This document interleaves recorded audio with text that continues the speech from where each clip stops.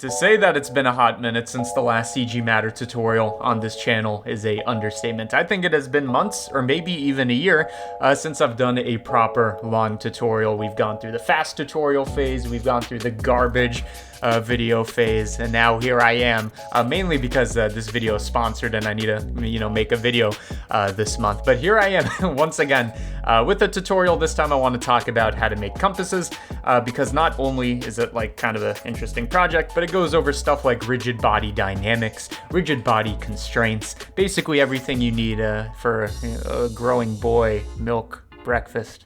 I don't know what I'm saying. Let's get through the Squarespace sponsorship and then let me show you how to make a compass. Hey everybody, interrupting the tutorial for a Squarespace sponsorship, but I thought I could do it different. At some point, drop water on my head, it's cold. Squarespace, it makes websites better than you can. You don't need a code. My website, www.cgmatter.com, is made with Squarespace. Some features you might want to know about it that you get access to immediately. Analytics, so you can find out who is going to your website, demographic type information. Also, email campaigns, so you can send out a email campaign. I don't like it. You could send out an email campaign. What was I saying? And while Squarespace is amazing and already affordable at an annual subscription at under $10 a month, I'm here. Why? To make that deal sweeter. If you use my link in the description, you can save 10% off your first purchase of a website or domain, so go do that.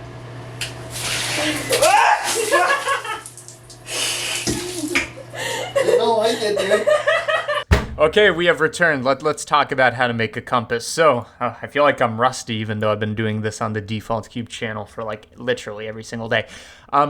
Okay, let's do it. Let's make a compass. So, with a compass, we could talk about the modeling, we could talk about the textures, all this.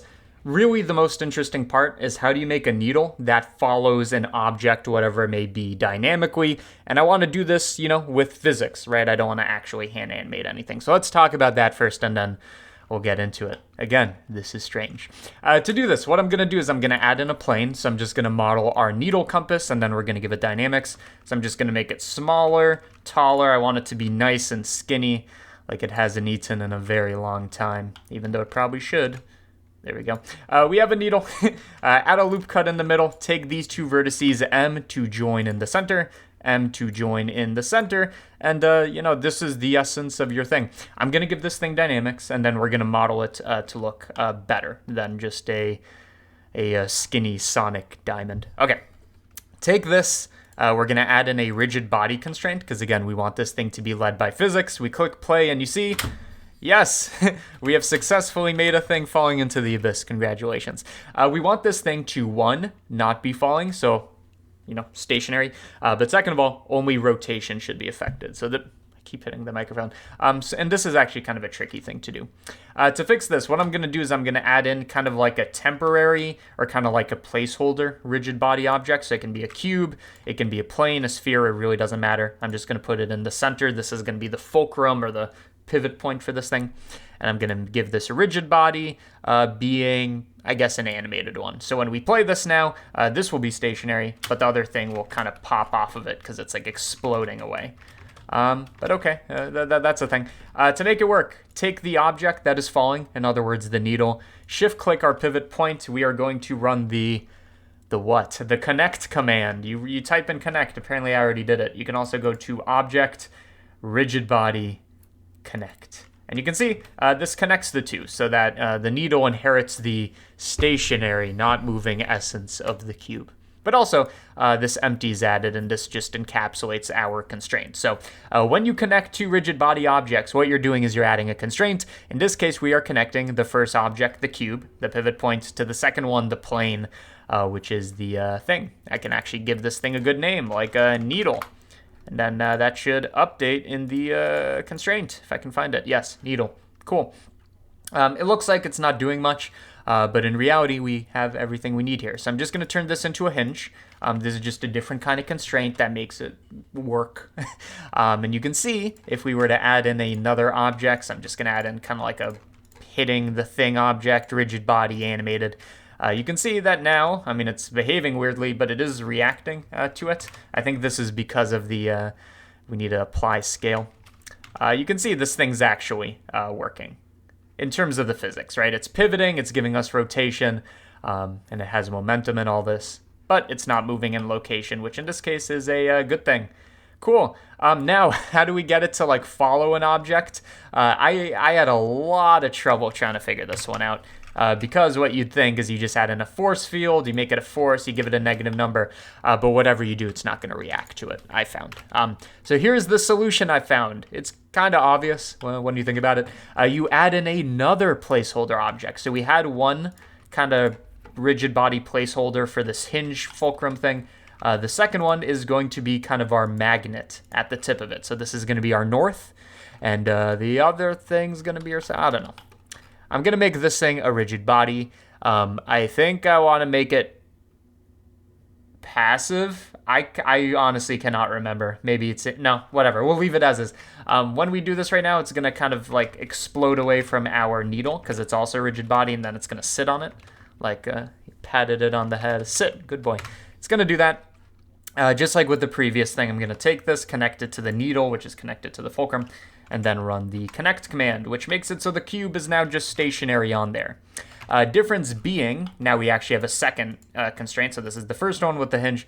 This is the second one that's connecting these two. The difference being with this one, I think we'll be able to do a force, hopefully. Otherwise, I got to restart the tutorial.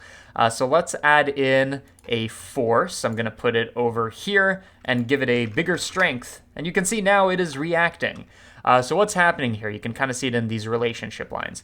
What's happening here is our needle is connected to this fulcrum. That's what it's pivoting around. Maybe fulcrum's the wrong word here. I don't mean to piss off you engineers. Not that I care about what you think. But the thing's pivoting around the thing. The cube is connected to the needle. And the cube is what is reacting to the force. In other words, it's kind of like a reverse IK rig, except not at all.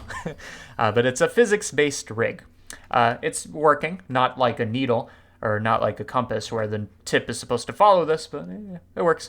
To fix this, just make it a negative number. Negative just means attraction instead of repelling. So now if we were to restart this, you can see it's going to follow it. If it goes over, it's going to kind of slow down, and then like after overcorrecting, come back, okay? We can make this more intense so it follows it a bit faster because it's a larger force. We can move it, and then that's going to attract over there after it does the overcorrection, etc.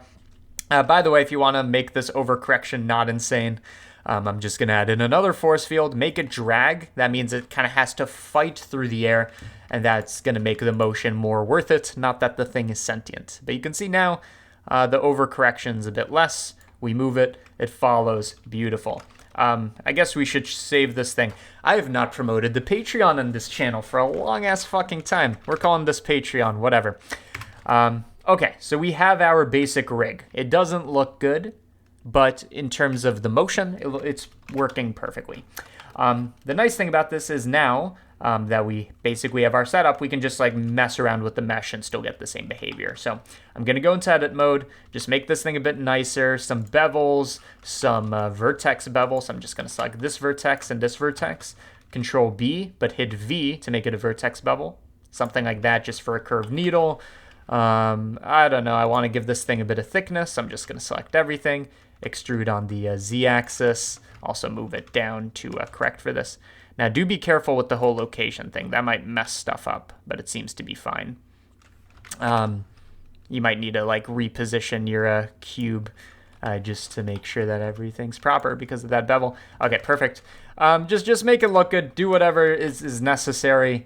You know, take out that guy that you didn't... What am I even saying? I'm just going to speed through this. I'm going to take two edges, proportional editing, scale them on the Z-axis to give it some thickness, and then I'm going to do the opposite for the two tips, and then let's move on, because even I'm getting bored, and I'm the one recording this. Okay, we have a needle. It's reacting to the force. Beautiful. Now let's like model the compass around it and talk about some UV mapping and stuff. Okay, so this is the compass needle. It's going to sit inside the compass, which has a base and glass and metal and all of this. So to do that, I'm going to add in a circle. You could add in a cylinder, but I'm not a chud. So let's give this a bit more geometry, scale it up, and when you're in edit mode, you can click F to fill this in. This is just going to be the face of our thing. If it looks too big, you can make it smaller. If it looks too small, you can make it bigger. You get the point. Here's our base. Let's give this thing a bit of texture, like the north, south, whatever. We could do this procedurally. We definitely could. Or go to Google Images, download an image of, let me see if I can show you mine. An image of something like this. And we're going to use that. I just literally found this on Google Images. You could find your own. Is this correct? I want to move it so it's not intersecting. I want the needle kind of hovering above it. Let's give it the thing. So I'm going to make a material. By the way, when you see these squares, I talked about this on a default cube video. This is a add-on. I can't remember. It's called Node Preview. It's going to be useful for this. Link in the description, but don't worry about it. So what I'm going to do is I'm going to import in an image texture. What kind of image texture? Well, the one I just showed. By the way, here's all my attempts of recording this tutorial before this one. The madness never ends. I'm going to connect this to the base color so we actually see it, even though I'm not seeing anything, which is strange. I'm assuming it's because we actually need a UV map for this, since this is using UV coordinates. So, window, turn it into a UV editor. Let's give this thing a bit of an unwrap. Only the top face, really, since we don't care about the rest. So, for this one, top view, you could either run a project from view or just an unwrap, I believe. And then we are going to take this face and position it where we want it. So this is the nice thing about UV coordinates. You can just kind of do this on the fly, although it does seem to be inverted. So scale this on the X by -1. There we go. Okay, we got the thing. If you don't want this repeating, it literally says EW, EW. Change it to clip so it's not repeating the texture again and again and again. And I'm just going to reorient this a little bit. So I'm using UV coordinates instead of like a mapping node to do this. What's the point? The point is we have this, but it's kind of correct, kind of not correct. We want it to be maybe like a black compass face with white wherever we have this image. Let's do some texture filtering. To do this, we have this. We also have an alpha that says where our texture is present, and we kind of have to use that to get rid of these boundaries. So to do that, mix RGB node. We connect it. We want to say we want to mix this with the alpha. So in other words, this alpha is going to define where one thing is, where another one is. I'm going to use this alpha to say where it's white, use the image. Okay, so factor, where it's white, that's the bottom socket because Blender has horrible design. We're going to use the texture. Wherever it's black, in other words, everywhere else, I also want it to be white. So when we see this, now we kind of get rid of the boundary. Otherwise, you see we still have a boundary. So I'm making it white, or I'm going to make it white. There we go. I'm also going to send this through a math greater than node. And the reason I do this is you can see there's still a tiny bit of a boundary because technically this image is gray or whatever. So I'm just going to run this through a greater than. By the way, oh no, the shower's doing the thing. Oh well, sorry about the clicking if you hear it. The reason I do this greater than thing, to get rid of the boundary, whatever, cool. We take this, we send it through the base color, we do it, and there we go, it's on the face of it. By the way, if you want to change the colors, you could just send this through another mix RGB, through the factor, where we could decide the two colors from this. For this, I'm just going to invert it actually. This clicking is going to drive me mad. But I'm already too deep in this too deep into this tutorial to give up now. Okay, we have this. Before we continue, I'm just going to switch over to cycles, just so it looks better. By the way, I was told by a comment that I should make a maintenance request and call it like, say like fix the water hammer or something like that. This is ridiculous. Okay, I'm switching over to cycles. I'm going to give it a HDRI environment just so it has good lighting and stuff like this. This one's fine. Go to render, go to film, go to transparent, also transparent glass since we're going to be messing with that later. And there we go. We got the thing. Cool. Roughness, I'm going to bring it up so it's not as reflective of light. It's going to be a rougher material. And other than that, I think that's a good start. Okay, let's make the glass. I'm going to duplicate this object. I'm only going to keep the top face, so invert, delete everything else. So I can take this, extrude it upwards, bevel it a bit, and there we go. That's going to be our glass casing. By the way, to give it a glass material, we're going to unlink it so we actually have a glass material, and the other one has a compassy material. I don't know. The glass one, what you want to do is just get rid of all this nonsense. Principled BSDF should be a transmissive because we want it to be see-through. It should have low roughness, so it's reflective, and make sure the base color is white. Now, if this looks like a piece of shiny metal instead of glass, except if you look at it from the right angle, this is because it's a infinitely thin plane, I believe. So it gives a bit of a texture or material error. So you can see it's just kind of like a dome without any thickness. So I'm going to fix that by adding in a solidify modifier. Usually the way to do that, I'm going to solidify inwards.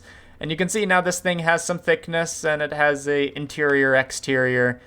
Good shit. You can make it thinner to make it a bit less reflective. And also another trick for this is, I don't know if I have any other tricks for it. You could turn down the alpha, which isn't technically correct, but it will make it less visible.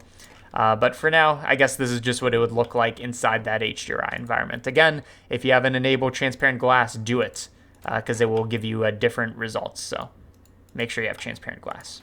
Okay, cool. Other than this, wow, it is so reflective. It might even be too reflective. I could try to make it even thinner. There we go. But you could also change your HDRI environment, etc. What was I talking about? We want to make the needle look metallic. So needle material, which by the way, this thing's already rigged. Anything we do to this will just follow along with the mesh. So it's perfect. So I'm just going to call this needle. What I'm going to do to this is I'm just going to make it a metallic needle. And I want to do that thing where like the north end is red and the south end is like white or something like that, just to distinguish the two. Easy way to do that is we're going to use texture coordinates. You could use generated. You could even use object. You could use UV. I wouldn't recommend it.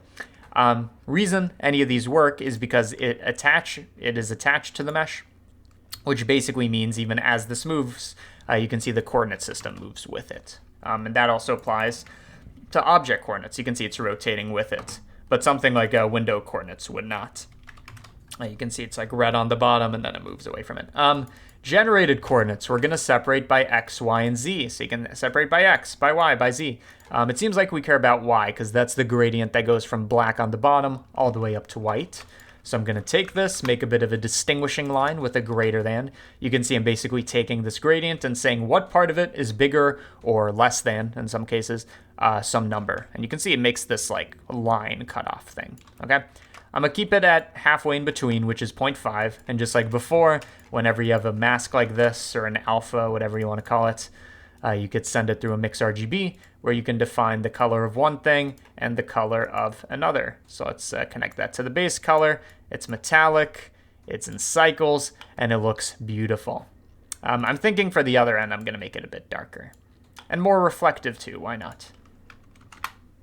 Cool. Only other thing I want to do for this is I also want to distinguish the very tip of this, just like a little white bump at the very end just to show it. So I'm going to do another greater than node. This version, so you can see we have our two greater thans. This version, I'm just going to show the very tip of it, 0.9 or something. And this is what it looks like on the mesh. So first one, second one, and again, whenever you have this, you just mix RGB to do the thing. I'm getting tired of saying it. So what color? We can make it white, not red, and let's see what that looks like. So you can see we have the distinguishing line, and then the very tip looks different. We can make it even more so, the very tip, something like that. The closer it is to one, the closer it's going to be to the tip. Beautiful. Only other thing I want to do here is these objects, which are necessary. We cannot delete them, otherwise it gets rid of the rig. I don't want them to actually be in the render, so let's disable them in viewport and rendering, which doesn't mean they're gone. It just means they're not being rendered, right? We don't care about them. Cool. We have that. Let's bring back the glass. And we have the basic thing of a compass. I wish it wasn't as reflective. Again, you can always go back and change the HDRI environment it's reflecting. So this one's a bit more see-through, but I do like the other one more. Okay. I'm also going to do some quick touches on this before we start modeling some more metal stuff. Proportional editing, I want to make this glass not as tall. This will also make it much more visible, I guess, because there's less space for the light to move through after it enters the glass. Either way, this will make it more visible. The compass, I'd recommend doing this. Additionally, I'm thinking about adding in some procedural shit to this just because it's, I do a CG Matter tutorial so rarely nowadays. May as well go all out. Whatever, we'll do it. So if you have your image and you want to add in some extra details, you can do it procedural. You can mix image textures and procedural stuff, so let's do it. To do this, I'm going to make some lines that go around it, like 5 degree, 10 degree, 15 degree markers. To do that, I'm going to use texture coordinates. For this one, I want a nice centered coordinate system, like object coordinates, where the center point is at the origin, and we could rotate it, and all of this works, okay? I'm going to use this. What I want to do is I want to separate this by X, Y, Z so I can look at all this information. And since these tick markers that go around it are kind of like circularly dependent, like we care about the angle as we revolve around this, we don't want these Cartesian X, Y coordinates, right? What we want is, they're not called radial, they're called polar coordinates, okay? We care about the angle. To do this, very simple trick, you use arctan2. I could explain the math, or you could just take my word for it. And basically what it does is it takes arctangent and division and packs them into a single function or operation. So you want to do y over x, and what it's going to do is it's going to take the arctangent of y divided by x, which when you know trigonometry, it's like you're taking the slope, converting it into an angle. And you can see this gives us a angular thing that revolves around here. So this is angle 0. As we progress, it actually goes up to pi, as you can see when we send it through this greater than node. So 0 all the way up to pi, and then you could also go the other way to negative pi. That's fine. I just want to remap it into something more usable instead of like 0 to pi and negative pi to 0. I'm just going to make it a 0 to 1. So we're going to go from negative pi to pi, like we talked about, to 0 to 1. So you can see it takes this and then remaps it into a 0 to 1 thing. Cool. Now to give those tick markers, what I'm going to do, at least the idea is, we're going to use something like the compare node, which is going to let us make this kind of like section at any point of it, that we can revolve around here. I want that, but I want like 20 or 30 of them. So to do this, what I'm going to do is I'm just going to multiply. So instead of going from 0 to 1, like we're doing, let's have it go from 0 to 10, for example. And then we take this and have it round every single integer that it goes up. So we set it to fraction. The way you want to think about this is originally it was going from 0 to 1. I made it go from 0 to 10, and fraction just removes the integer part of that number. So 2.3 becomes 0.3. Basically, whenever we go above 1, it rounds back down. It's a cyclic thing. It's always 0 to 1. So we're going to have 10 cycles here. If we put in 3, we have 3 cycles, 4, whatever. Now, I believe the way this works is we have 360 degrees. We want to denote, let's say, every 10 degrees. So we want 36 of these, let's say, for example, okay? And then we can use this compare command. Command, is this like command center? We can use this compare, which is going to give us these tick markers. And then finally, to have them not be like rays shooting out of this, let's kind of define where we can actually see those. So another trick for this, I feel like I talk about circles all the time on the Default Cube channel. Go check it out if you don't watch it, okay? That's where the real tutorials happen. But what can I do? I've forsaken this channel. It's just garbage now, but I enjoy it. It's more creatively fulfilling, as I say. Another trick is we can take object coordinates, convert them into length. So it's going to take those vectors, tell me the size of them. So again, this chain is for the angle. This chain is going to be for the radius. And for this one, just like we did compare for the angle, we can do compare for the radius. Basically, this slider is going to be the size of the torus, and this other one's going to be the thickness of the torus. Because we're just comparing our radius to some number, and we're saying what threshold do we want to say counts, okay? But the idea here is if you take these two ideas, right? The idea is if you take the ideas. If you take these two things and you, wow, that's actually a cool design on its own. That was actually an accident. What I was going to say is if you take these and multiply them, now it says only keep where both of these things are true, right? Where we have both these rays and this donut. But to be honest, this compare thing that accidentally happened is pretty dank. And I guess we don't have too much control over it. But I guess what we could do is you take your procedural thing and you combine it using something like maximum, keep the bigger of the two or something. You combine them like this. Let's see what that looks like. You can kind of tell they're both there, but not really. Minimum, nope. Okay, what I'm going to do is I'm going to go back to the original plan. I'm going to set this to multiply.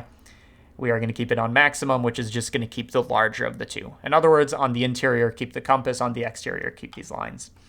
But that's how you make the procedural lines, and they're procedural in the sense that we could at any point change anything about them. Their size, their like position, stuff like that, and even how many there are.